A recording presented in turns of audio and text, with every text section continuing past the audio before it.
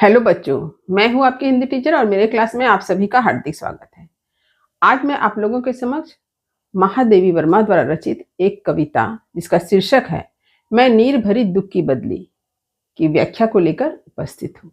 तो सबसे पहले मैं जिस स्टेंजा को पढ़ाऊंगी उसे मैं पढ़कर सुनाऊंगी, फिर कठिन शब्दों के अर्थ को बताने के बाद मैं पंक्ति की व्याख्या करूंगी। तो चलिए आरंभ करती हूँ कविता जिसका शीर्षक है मैं नीर भरी दुख की बदली। मैं नीर भरी दुख की बदली, स्पंदन में चिर निस्पंद बसा, क्रंदन में आहत विश्व हंसा, नैनों में दीपक से जलती, पलकों में निर्झरनी मचली। तो अब चलिए मैं इस पंक्ति में आए हुए कठिन शब्दों के अर्थ को बता देती हूँ, इसे आप देखें और अच्छी तरह से याद भी करें। तो देखिए शब्दार्थ, मैं जो है मैं कवित्री के लिए आया है। नीर यानी जल, नीर भरी यानी आंसुओं से भरी, दुख कष्ट पीड़ा, यहाँ पर नीर का जो प्रयोग हुआ है वह दुख कष्ट पीड़ा के अर्थ में है। बदली यानी बादल को ही कहा गया है, यहाँ पर दुख से निर्मित बादल है। देखिए बदली जब हम कहते हैं तो क्या पता चलता है कि बादल का एक छोटा सा टुकड़ा जो जल से भरी हुई है, जो बरसने वाली है, उसे ही हम कहते हैं बदली। जैसे कहते हैं ना आकाश में बदली छाई हुई है, इसका मतलब क्या है कि ये वर्षा होने की संभावना है। लेकिन जब हम यह कहते हैं कि आकाश में बादल है तो बादल किस रूप में है? हो सकता है बादल सफेद रंग के बादल हैं, गुलाबी रंग के बादल हैं। लेकिन जब बदली कहते हैं तो इसका मतलब क्या होता है कि आकाश में बरसाऊ बादल हैं। स्पंदन का अर्थ होता है कंपन, चिर यानी दीर्घ स्थायी, जैसे जब किसी को दीर्घायु होने का आशीर्वाद दिया जाता है तो वहां पर भी चिरंजीवी शब्द का प्रयोग किया जाता है। निस्पंद यानी शांति गतिहीनता, यानी स्पंदन का विलोम है निस्पंद। स्पंदन यानी कंपन और निस्पंद माने जहां कोई कंपन ना हो। क्रंदन का अर्थ होता है रोना। आहत, आहत माने दुखी चोट, जैसे कहते हैं ना वह आहत हुआ यानी उसे किसी ने चोट पहुंचाई, इसलिए आहत का अर्थ है चोट या दुखी। विश्व यानी जगत, नयन कहा गया है आंख को, और निर्झरनी यानी नदी। तो यह है कठिन शब्द के अर्थ जो आपके प्रथम स्टेंजा में आए हैं। अब चलिए मैं पंक्ति की व्याख्या करती हूँ। तो महादेवी वर्मा जी ने इस कविता में दुख की बदली के रूपक के माध्यम से स्त्रियों की करुण दशा का भी चित्रण किया है, यानी समाज में स्त्रियों की जो सामाजिक स्थिति है, कारुणिक स्थिति है, उसका भी वर्णन यहाँ पर पाते हैं, ऐसा विद्वानों ने माना है। कवित्री ने यहाँ पर मैं शैली में इस कविता को लिखा है, यानी यहाँ पर मैं कौन है? मैं यानी कवित्री। कवित्री ने स्वयं को क्या माना है? नीर भरी दुख की बदली। कवित्री ने स्वयं को क्या माना है? मैं नीर भरी दुख की बदली। ये मैं कौन है? कवित्री है। कवित्री क्या है? दुख की बदली है। बदली जैसे बादल का एक छोटा सा टुकड़ा जो बरसने वाला होता है, बरसाऊ होते हैं, उसे कहा जाता है बदली। तो यह बदली कैसी है? दुख की बदली है, यानी कवित्री जो है वह अपने आप को दुख की बदली मानती है। और इस बदली में क्या भरा हुआ है? जल, यानी नीर भरा हुआ है। तो यहाँ पर नीर किस चीज का प्रतीक है? नीर का अर्थ है करुणा, दया, मानवीय संवेदना, इसका प्रतीक माना गया है नीर को। तो महादेवी वर्मा जी स्वयं को बतलाती हैं कि वे क्या है? दुख से भरी हुई एक बदली है जिसमें दया, करुणा, ममता, मानवीय संवेदना है। किसके लिए है? समस्त विश्व के लिए। जैसे बादल जब बरसता है तो उसका जल क्या किसी विशेष व्यक्ति के लिए होता है या किसी विशेष स्थान के लिए होता है? ऐसा नहीं होता है। बादल जब बरसता है तो उसका जल समस्त पृथ्वी के लिए होता है। वह यह सोच कर नहीं बरसाता है कि मेरा जल किसी विशेष पेड़ को ही मिले, किसी विशेष मनुष्य को ही मिले, ऐसा बादल नहीं सोचता है। बादल जो होता है वह परोपकार की भावना से भरा होता है, वसुधैव कुटुंबकम की भावना से भरा होता है। उसका जो योगदान है वह समस्त विश्व के लिए होता है। वह समस्त विश्व के बारे में चिंतित होता है, यानी समस्त विश्व का उपकार करता है। किसके माध्यम से? अपने जल के माध्यम से। तो स्वयं को कवित्री ने यहाँ इसी रूप में स्थापित किया है। एक रूपक के माध्यम से अपने आप को यहाँ पर स्थापित करके यह बतलाया है कि उनके हृदय की जो संवेदना है, उनके हृदय की जो करुणा है, वह समस्त विश्व के लिए है। जैसे बदली में जन कल्याण की भावना होती है, ठीक उसी तरह से कवित्री के हृदय की जो मानवीय संवेदना है, उनके हृदय की जो करुणा है, उसमें भी लोक कल्याण की भावना निहित है। जैसे आपने वर्षा ऋतु में देखा है कि वर्षा ऋतु में क्या देखते हैं, जब बादल बरसता है तो चारों तरफ हरियाली छा जाती है, सब लोग जो है प्रसन्न हो जाते हैं। क्यों? क्योंकि सब लोग इतने भीषण गर्मी को सहते सहते परेशान हो जाते हैं। उन्हें वर्षा का जल जो है क्या ठंडक पहुंचाता है, उसमें बादल राहत देने वाला प्रतीत होता है। बादल का जल जो है हमें प्राण देता है, संपूर्ण पृथ्वी में नवजीवन का संचार करता है। तो ठीक इसी भावना को यहाँ पर कवित्री ने प्रस्तुत किया है। अब देखिए, स्पंदन में चिर निस्पंद बसा, यहाँ पर दो विलोम शब्द हैं, स्पंदन और निस्पंद। स्पंदन का अर्थ है कंपन और निस्पंद का अर्थ है शांत, गतिहीनता। तो कवित्री क्या कहती है कि मेरे जीवन में स्पंदन है, यानी कंपन है, मैं सजीव हूं, लेकिन इस स्पंदन में क्या बसा हुआ है? गतिहीनता बसी हुई है, जड़ता विद्यमान है। आपने देखा होगा कि संसार में दो विरोधी बात जो होती है हमेशा रहती है। जैसे अगर पाप है तो पुण्य है, रात है तो दिन है, सुबह है तो शाम है, अंधकार है तो उजाला है, यानी दो विरोधी चीज जो है हमेशा साथ साथ चलती है। इसी बात को कवित्री ने इस रूप में प्रस्तुत किया है कि उसके जीवन में कंपन है, लेकिन उस कंपन में भी गतिहीनता छिपी हुई है। यानी संपूर्ण सृष्टि कैसे बना हुआ है? जड़ और चेतन से, यानी दोनों का ही महत्व है, स्पंदन का भी महत्व है और निस्पंद का भी महत्व है। आपने देखा होगा कि आसमान में बहुत बादल हैं, उनमें से बहुत से बादल क्या है? हवा के वेग से उड़ते रहते हैं। जो हवा के वेग से उड़ते रहते हैं, हिलते डुलते रहते हैं, वे बादल कभी बरसते नहीं हैं। लेकिन जो बादल जलभार से एक जगह स्थिर हो जाते हैं, गतिहीन हो जाते हैं, वे बादल ही बरसते हैं। इसलिए उन्होंने कहा है स्पंदन में चिर निस्पंद बसा, यानी जहां कंपन है वही गतिहीनता भी है। यानी पहले बादल हिलते डुलते रहते हैं, लेकिन एक समय के बाद क्या होते, जल के भार के कारण स्थिर हो जाते हैं, उनमें गतिहीनता आ जाती है, उसके बाद ही वह बादल बरसता है। अब देखिए, क्रंदन में आहत विश्व हंसा, यहां भी दो विपरीत बात है, क्रंदन और हंसना। क्रंदन यानी रोना और हंसना तो आप सभी जानते हैं, प्रसन्न होना, आनंदित होना। तो यहां पर जो अर्थ है कि जब बादल रोता है, यानी जब बादल से जल बरसता है, तो संपूर्ण विश्व हंसता है। वह विश्व जो गर्मी से आहत है, व्यथित है, वह विश्व क्या है? मुस्कुराने लगता है, क्योंकि संपूर्ण विश्व क्या है? गर्मी से आहत है। कवित्री के हृदय में भी पीड़ा है, कष्ट है, लेकिन उसी पीड़ा और कष्ट से ही तो कवित्री क्या करती है? समस्त संसार के लिए सुंदर लेखनी लिखती है। उनकी रचनात्मक कृतियां जो होती है, उनके पीड़ा और कष्ट से ही तो उत्पन्न है, जिसको पढ़कर हम सभी पूरे संसार के लोग क्या प्रसन्न होते हैं। तो यहाँ पर यह अर्थ हुआ कि बादल जब रोता है, यानी बादल जब क्रंदन करता है, रोता है, यानी जब बादल से जल बरसता है, यहाँ जल बरसने को कहा गया है क्रंदन, तो संपूर्ण विश्व प्रसन्न होता है, क्योंकि सारा विश्व जो है गर्मी से अत्यंत दुखी है। ठीक इसी तरह से कवित्री के हृदय में जो पीड़ा है और कष्ट है, उससे ही सुंदर रचना का निर्माण होता है, जिसे पढ़कर हम सब मानसिक शांति को प्राप्त करते हैं, हमारी आत्माएं तृप्त होती है। अब देखिए, नैनों में दीपक से जलते, यानी आंखों में क्या है? दीपक सा कुछ जलता है। और यह दीपक क्या है? आशा और उम्मीद का दीपक। यानी जब जल बरसता है तो एक उम्मीद होती है कि पूरे संसार का कल्याण होगा।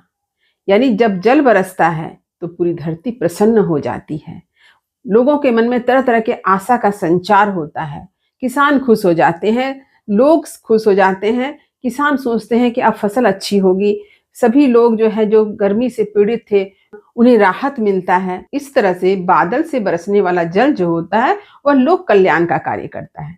आप सभी ने देखा होगा कि जब वर्षा है तो बादल के साथ हम लोग क्या देखते हैं? बिजली।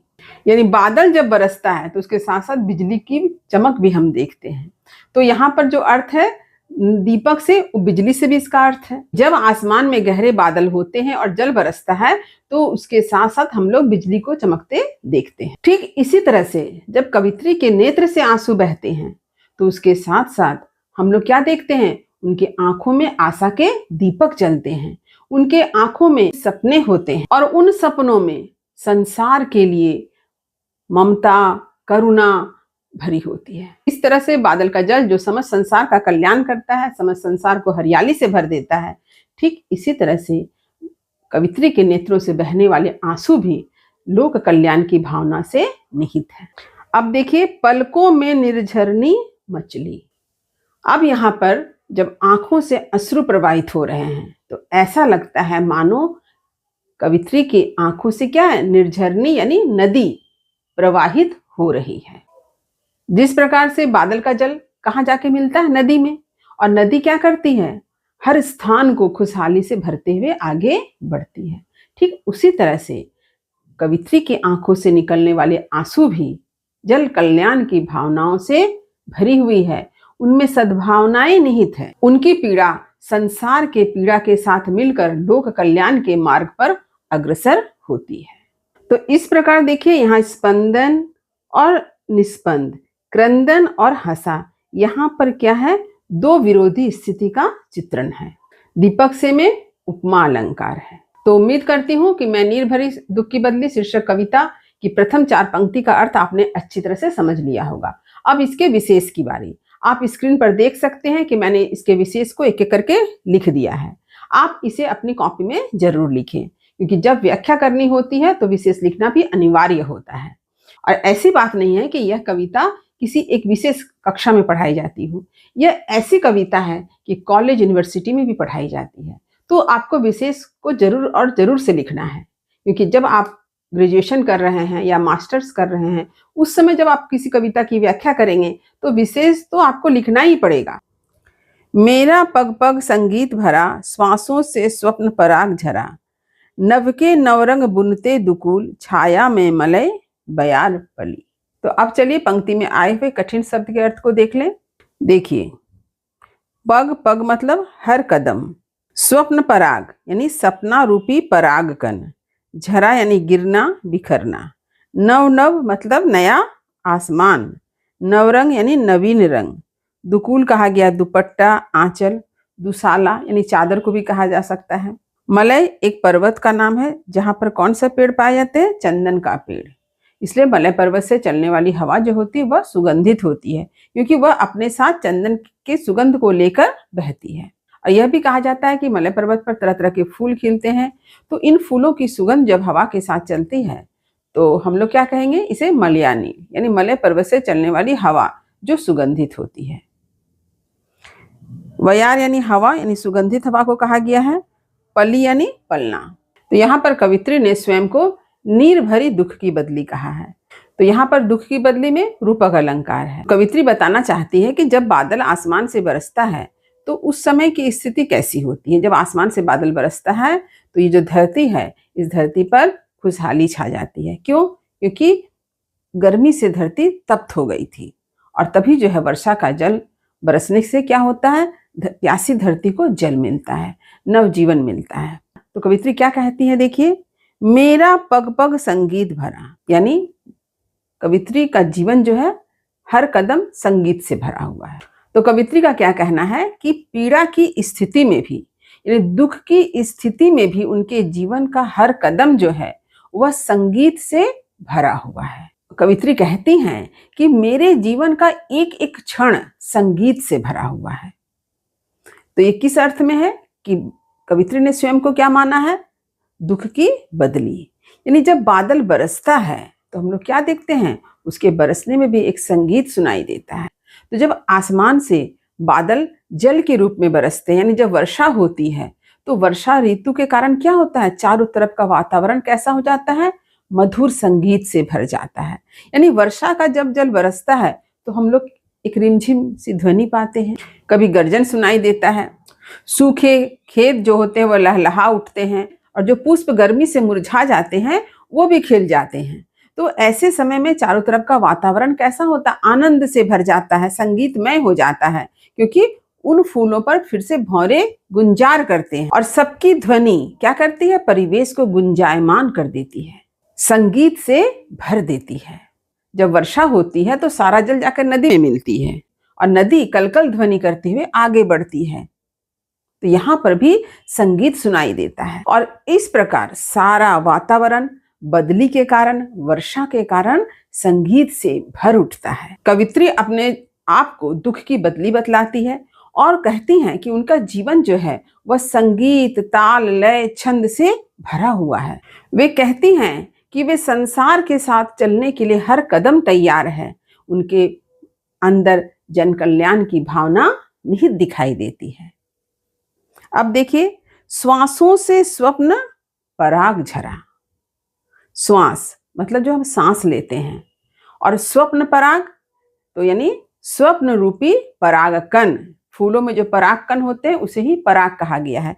तो यहाँ पर जो स्वप्न पराग है ये रूपक अलंकार है। तो कवित्री का कहना है कि उनकी सांसों से स्वप्न रूपी परागकण झरते हैं। देखिए यहाँ का लिखा है ना, श्वासों से स्वप्न पराग झरा, यानी कवित्री के श्वासों से यानी सांसों से स्वप्न रूपी पराग झरते हैं। तो यहाँ पर श्वास क्या है? हवा है। तो वर्षा ऋतु में हवा कैसी हो जाती है? ठंडी हो जाती है, और इन ठंडी हवाओं के स्पर्श से खिले हुए जो फूल हैं उनके परागकण झरते हैं। तो यहाँ पर जो श्वास है, इस श्वास क्या है? मानवीय संवेदना है, करुणा है, दया है, और उन श्वासों के स्पर्श से ही स्वप्न रूपी पराग झरते हैं। यहाँ पर रूपक अलंकार के माध्यम से कवित्री ने इस बात को बतलाया है। तो कवित्री का कहना है कि विश्व की पीड़ा, विश्व के दुख को हरने के लिए कवित्री की आंखों ने क्या सपने संजोए हैं। वे सपने ही स्वप्न रूपी परागकण हैं, जो उनके श्वास के स्पर्श से झरते हुए प्रतीत होते हैं। तात्पर्य यह हुआ कि कवित्री भविष्य में होने वाले अच्छे कार्य के प्रति आशान्वित है। उनके मन में आशा की किरण है, उनके आंखों में सपने हैं कि संसार का भला होगा। अब देखिए, नभ के नवरंग बुनते दुकुल। वर्षा ऋतु में हम लोग क्या देखते हैं कि आसमान एक नए रूप में, नए रंग में हमारे सामने उपस्थित होता है। इसलिए यहाँ कहा गया नभ के नवरंग, यानी आसमान के नए रंग। ये नए रंग क्या है? आप लोगों ने देखा है कि वर्षा ऋतु में आसमान में इंद्रधनुष दिखाई देता है। इंद्रधनुष के 7 रंग होते हैं। इसके साथ ही साथ आप लोगों ने ये भी देखा है कि वर्षा ऋतु के समय आसमान में सूर्य की किरणें जब बादलों के पीछे से दिखती है तो बादल का रंग भी कभी कभी बड़ा सुंदर दिखता है। कभी अचानक गुलाबी सा बादल दिखेगा, कभी अचानक नारंगी रंग का बादल दिखेगा। इस प्रकार आसमान एक दुकुल यानी दुसाला सा प्रतीत होता है, एक दुपट्टे सा प्रतीत होता है जो विभिन्न रंगों से बना हुआ है। कवि को ऐसा लगता है कि आसमान ने नए रंग के दुपट्टा ओढ़ रखे हैं। तो देखिए, यहाँ पर नौ का अर्थ नया भी हो सकता है और नौ का अर्थ नौ रंग भी हो सकता है। तो यहाँ पर कवित्री का कहना है कि ऐसा प्रतीत होता है मानो आसमान में भी नौ रंग यानी नई नई सद्भावनाएं, नौ भाव यानी 9 तरह के जो भाव हैं वे उत्पन्न हो रहे हैं। तो कवित्री को ऐसा प्रतीत होता है कि उनके हृदय रूपी आकाश में भी नए नए भाव उत्पन्न हो रहे हैं, सद्भावनाएं उत्पन्न हो रही है, जिसमें संसार की कल्याण भावना निहित है। अब देखिए, छाया में मलय बयार पली। तो मलय बयार यानी मलय पर्वत से चलने वाली हवा, इसे कहा गया मलय बयार, जो चंदन के सुगंध को लेकर बहती है, विभिन्न पुष्पों फूलों के सुगंध को लेकर बहती है, इसे ही कहा गया है मलय बयार। तो कवित्री का कहना है कि आसमान में जो बादल है उसकी छाया में, आप सभी जानते हैं जब आसमान में बादल होता है तो क्या है, इस धरती पर हमें उसकी छाया दिखाई देती है। जब आसमान में सूर्य अपने प्रचंड रूप में रहता है तब हम लोग क्या करते हैं, सोचते हैं कहीं कोई बादल का टुकड़ा आसमान में दिखाई दे जाता तो थोड़ी सी राहत होती। यानी बादल की छाया हमें शीतलता प्रदान करती है। इसलिए कवित्री कहती है कि उस बादल की छाया में ही क्या पलता है, मलय पर्वत से चलने वाली सुगंधित हवा, और यह हवा जो है आनंददायक है, मन को प्रसन्न करती है। तो कवित्री का कहना है कि उनके हृदय में उमड़ने वाली भावनाएं संसार के लिए क्या है, कल्याणकारी है, आनंददायक है। तो कवित्री कहती है कि उनके हृदय रूपी आकाश में संसार के कल्याण के लिए नित नई नई भावनाएं जन्म ले रही है। कवित्री का कहना है कि उनकी छाया में मेरे भीतर मलय बयार यानी शीतल सुगंधित मानवीय संवेदनाओं से युक्त भावनाएं विकसित होती है। तो यहाँ पर मलय बयार का अर्थ आपने समझ लिया होगा कि मलयानील, मलय पर्वत से चलने वाली सुगंधित हवा, और मलय पर्वत में क्या है, चंदन के पेड़ हैं। इसलिए वहां से जब हवा चलती है तो वो चंदन के खुशबू को लेकर चलती है। इसी बात का उल्लेख यहाँ किया गया है। और ये चंदन की खुशबू किस बात का प्रतीक है? कवित्री की सद्भावनाओं का प्रतीक है, जो संसार के कल्याण कामना से युक्त है। तो उम्मीद करती हूँ कि आज जिस स्टेंजा का अर्थ मैंने आप लोगों को समझाया है, यह आपने अच्छी तरह से समझ लिया होगा। यदि कहीं कुछ समझने में दिक्कत हुई हो तो कमेंट अवश्य करें।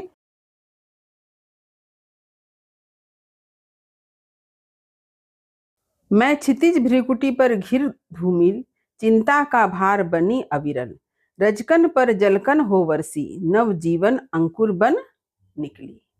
तो अब चलिए कठिन शब्द के अर्थ को देख लेते हैं। देखिए, क्षितिज, तो क्षितिज वह स्थान जहां धरती व आकाश मिलते हुए प्रतीत होते हैं। आप लोगों ने देखा होगा कि कभी आप किसी मैदान में खेल रहे हैं या मैदान में घूम रहे हैं या ऐसे एक जगह चले गए जहाँ हरे भरे खेत हैं, दूर कोई घर नहीं दिखाई दे रहा है। तो ऐसे समय में आपने देखा होगा कि बहुत दूर आपको ऐसा लगेगा कि आसमान और धरती मिलते हुए प्रतीत हो रहे हैं। वही स्थान कहलाता है क्षितिज। भ्रिकुटी का अर्थ है भौं। क्षितिज भ्रिकुटी में रूपक अलंकार है। देखिए, यहाँ पर जो क्षितिज भ्रिकुटी शब्द आया है, यहाँ पर रूपक अलंकार है, क्योंकि क्षितिज को ही भ्रिकुटी मान लिया गया है। घिर बने घेरने, फैलना। धूमिल यानी धुएं जैसा। अविरल माने अविच्छिन्न, घना, सटा हुआ। रजकन, रजकन का अर्थ होता है धूलकन, रज का अर्थ होता है धूल। जलकन यानी पानी की बूंद। यहाँ पर वेदना के जो आंसू हैं आंख से प्रवाहित होते हैं किसी के, उसे ही कहा गया है जलकन। नव जीवन के अंकुर यानी नए जीवन के प्रतीक, अंकुर के रूप में यानी नवीन आशा। अब चलिए मैं पंक्ति की व्याख्या करती हूँ। देखिए, मैं क्षितिज भ्रिकुटी पर घिर धूमिल। यहाँ पर मैं कौन है? कवित्री है। कवित्री ने स्वयं को क्या माना है? दुख की बदली। तो बादल जो आसमान में हमें दिखाई देता है वह कहाँ दिखाई देता है? क्षितिज पर। यानी आसमान में बादल बहुत दूर दूर तक दिखाई देता है। यहाँ पर कवित्री जो दुख की बदली है, क्योंकि उन्होंने स्वयं को क्या कहा है? मैं नीर भरी दुख की बदली। तो कवित्री जो दुख की बदली है, जो अपने क्षितिज रूपी भ्रिकुटी पर धूमिल होकर घिरती है। धूमिल यानी धुएं के रंग का जैसा, जैसे धूमिल पड़ गया यानी किसी का रंग फीका पड़ जाना, उसे कहते हैं धूमिल पड़ना। यानी आसमान में जो धुएं के जैसा बादल है उसे ही कहा गया है धूमिल। तो हम सभी जानते हैं कि यदि किसी मनुष्य के मन में दुख होता है, कष्ट होता है, तो वह कष्ट कहाँ दिखाई देता है? उस व्यक्ति के माथे पर, ठीक उसके भ्रिकुटी पर। वहां पर हमें चिंता की रेखाएं दिखाई देती है। तो यहाँ पर कवित्री पूरे विश्व की पीड़ा से व्यथित है, पूरे विश्व की पीड़ा को देखकर दुखी है, इसलिए उनके भ्रिकुटी पर चिंता की भार दिखाई देती है। उसके भ्रिकुटी पर, उसके माथे पर चिंता का भार बना रहता है। अब देखिए, चिंता का भार बनी अविरल। तो कवित्री का कहना है कि कवित्री के हृदय में पूरे विश्व की पीड़ा के लिए क्या है? चिंता है। वह विश्व की पीड़ा को लेकर चिंतित है, दुखी है, इसलिए उनके भ्रिकुटी पर हमें क्या दिखाई देता है? चिंता का भार दिखाई देता है। अविरल यानी लगातार, हमेशा। अर्थात महादेव वर्मा जी पूरे विश्व की पीड़ा को देखकर अत्यंत व्यथित है, इसलिए उनके माथे पर हमेशा चिंता का भार बना रहता है। आपने आसमान में बहुत से बादल देखे होंगे, लेकिन हर बादल बरसाऊ नहीं होता है, सफेद बादल बरसता नहीं। लेकिन जब बादल जल के भार से क्या होता है? धुएं के आकार का हो जाता है, भारी हो जाता है, तभी बादल बरसता है। ठीक उसी तरह से संसार के पीड़ा को देखकर महादेव वर्मा के भ्रिकुटी पर क्या है? चिंता की भार है। वह दुख से व्यथित है, इसलिए तो वह अपने आप को दुख की बदली मान रही है। कि जैसे बादल से जल बरसता है, वैसे ही उनके आंखों से नीर बरसता है, यानी जल बरसता है, जिसमें दया, करुणा, ममता, मानवीय संवेदनाएं भरी हुई है। आपने देखा होगा कि जब कोई आदमी बहुत दुखी होता है और दुख से उसके मन में जो इतनी चिंताएं उत्पन्न होती है, तो उसका सिर भारी हो जाता है। भ्रिकुटी के ऊपर क्या? चिंता का भार है, यानी भ्रिकुटी के ऊपर हमारा मस्तक है। तो आपने देखा होगा कि किसी व्यक्ति का दिमाग जो लगेगा भार हो गया है। लेकिन आपने जब देखा होगा कि वह व्यक्ति रोता है, उनके आंख से आंसू निकलते हैं, तो उसका सिर जो है हल्का हो जाता है। तो यहाँ पर जो बात कही गई है कि चिंता का भार, तो आपने देखा होगा कि कभी कभी हम लोग भी कभी दुखी होते हैं और अपने दुख को व्यक्त नहीं कर पा रहे हैं, तो ऐसी स्थिति में हमारे माथे पर लगता है जैसे कोई बोझ हो, कोई भार आ गया है। लेकिन जब हमारे आंखों से आंसू बहते हैं, जब हम उस दुख के कारण रो देते हैं, तो हमारा सिर हल्का हो जाता है। तो ठीक इसी तरह से आसमान में जो बादल हैं, जिसमें जल भरा हुआ है, वह जल जब बरसता है तब आसमान हल्का हो जाता है। रजकन पर जलकन हो बरसी, तो बादल जब बरसता है अपनी बूंदों को, जलकण को लेकर, तो कहाँ बरसता है? रजकन यानी धरती के ऊपर जो धूल कण है उस पर बरसता है। यहाँ रजकन शुष्कता का प्रतीक है, यानी जब धरती अत्यंत गर्मी से तप्त हो जाती है, शुष्क हो जाती है, ऐसे समय में आसमान से जब बादल बरसता है तो उसका जल किस पर बरसता है? ऐसी तप्त धरती पर, ऐसे शुष्क धरती पर।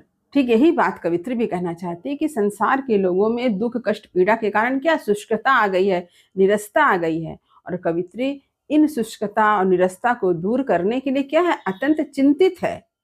उनके हृदय की भावनाएं जन कल्याण के लिए क्या है? हर समय प्रयत्नशील है, वे प्रयास में है कि किस प्रकार से संसार के पीड़ा को कम किया जा सके, संसार के पीड़ा को समाप्त किया जा सके। बादल के जब जलकण धरती पर बरसते हैं तो क्या होता है? नव जीवन अंकुर बन निकली। आपने देखा होगा कि जब वर्षा होती है तो इस धरती के अंदर छिपे हुए अनगिनत विभिन्न बीज जो हैं वो स्वतः अंकुरित हो जाते हैं। आपने अपने बाग बगीचा में भी देखा होगा, न जाने कितनी लताएं निकल आती है, न जाने कितने बेल, कितने पौधे उगाते हैं। आपने उन्हें रोपा भी नहीं है, आपने उसे लगाया भी नहीं है, लेकिन उनके बीज जो है धरती के अंदर हैं, वे सारे बीज जो है अंकुरित होकर के बाहर पौधे के रूप में, बेल के रूप में, लता के रूप में निकल आते हैं।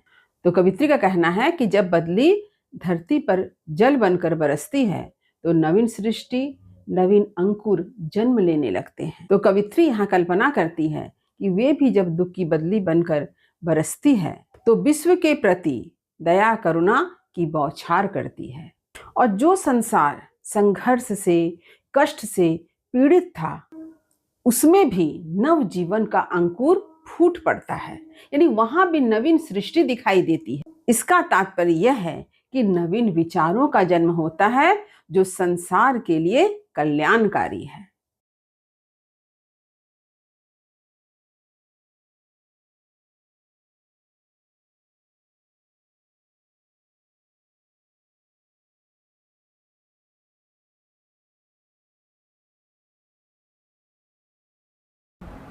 पथ को न मलिन करता आना, पद चिन्ह न दे जाता जाना। सुधि मेरे आगम की जग में, सुख की सिहरन हो अंत खिली। अब चलिए पंक्ति में आए हुए जो कठिन शब्द है उसके अर्थ को देख लेते हैं। देखिए, पथ यानी रास्ता, मलिन का अर्थ होता है मैला, गंदा। पद चिन्ह यानी कदमों के निशान। सुधि का अर्थ है याद और स्मृति। आगम माने आने की, जग का अर्थ है संसार। सिहरन यानी कंपन। खिली यानी खिलना, आनंदित होना। अब चलिए मैं पंक्ति की व्याख्या करती हूँ। तो यहाँ पर कवित्री ने स्वयं को नीर भरी दुख की बदली के रूप में उपस्थित किया है। जिस तरह से बदली का जल पूरे संसार का कल्याण करता है, ठीक उसी तरह से कवित्री की आँखों में भी जो जल हैं, उसके जल में क्या है? संसार के लिए दया, करुणा, ममता है, मानवीय संवेदना है। वे भी संसार का कल्याण चाहती हैं। तो यहाँ पर कवित्री कह रही हैं, देखिए, पथ को न मलिन करता आना। पथ यानी रास्ता और मलिन करना यानी गंदा करना। तो सबसे पहले बादल के अर्थ में कि बादल जब बरसता है तो बादल का जो जल है वह क्या करता है? संपूर्ण सृष्टि को साफ कर देता है। आपने देखा होगा कि वर्षा से पहले जो पेड़ पौधों में धूल कण इत्यादि जमे होते हैं, रास्ता गंदा होता है, वर्षा होने से पेड़ पौधे नहा के मानो साफ और स्वच्छ हो जाते हैं, रास्ता साफ सुथरा हो जाता है। तो यहाँ पर कवित्री इसी बात को कहना चाहती है कि जब कभी किसी रास्ते से चलो तो उस रास्ते को कभी गंदा या मलिन ना करो।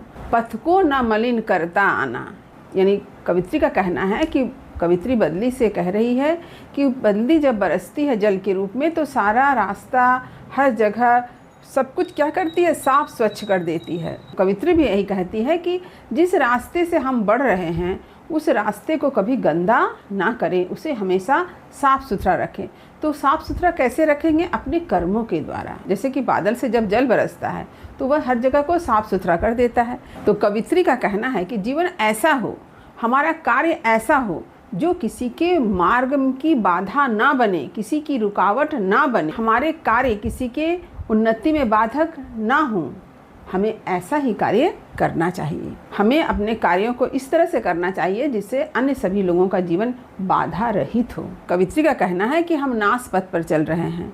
हम उस पथ पर चल रहे हैं जो पथ अमृतत्व का नहीं है। एक ना एक दिन यह मानव जीवन समाप्त हो जाएगा।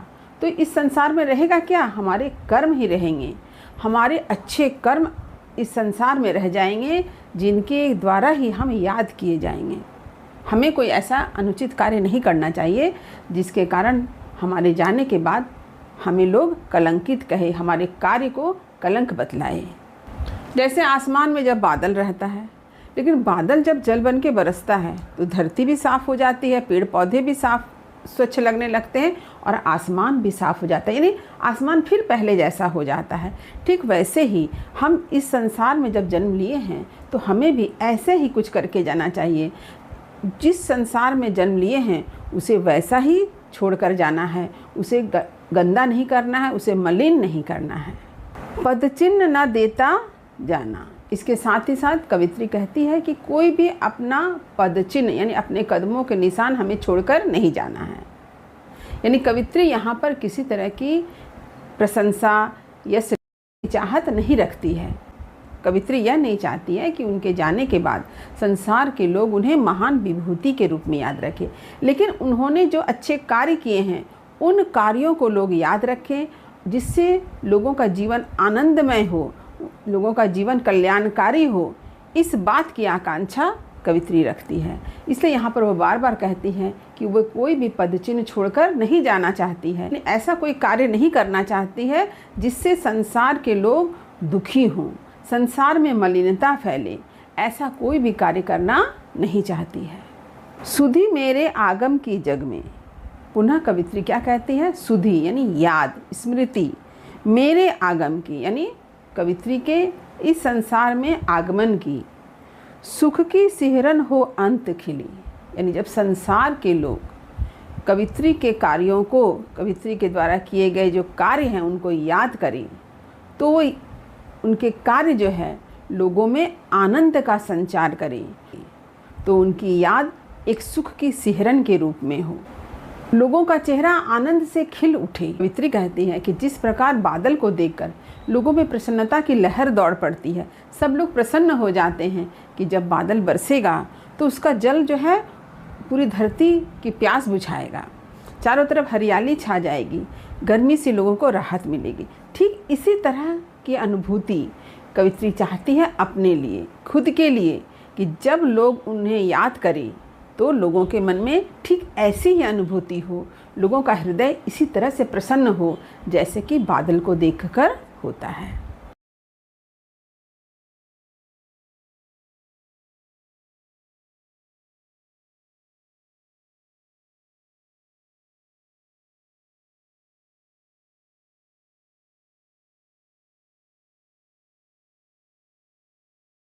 विस्तृत नभ का कोई कोना, मेरा न कभी अपना होना।